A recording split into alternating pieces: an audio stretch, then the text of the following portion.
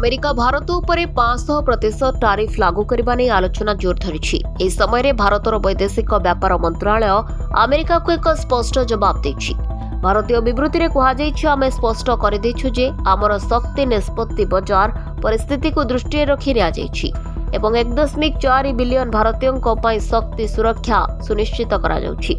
भारतीय वैदेशिक मंत्रालय मुखपात्र रणधीर जयसवाल एक खबरदाता सम्मेलन में अमेरिका टारिफ संपर्क में आलोचनार उत्तर देथिले।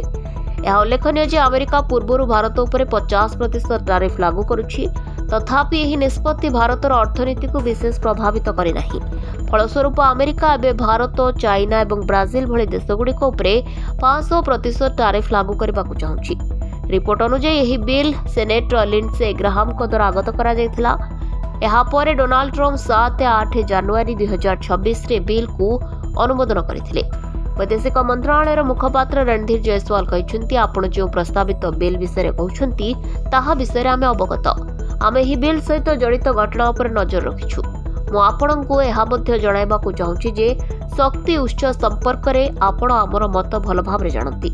एही क्षेत्र में आमर आभिमुख्य विश्व बजार परिस्थिति एवं प्रचलित परिवेश उपरे आधारित।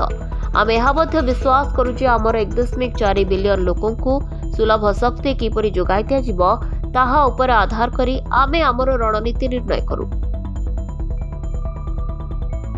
Bureau report, Dinalipi live.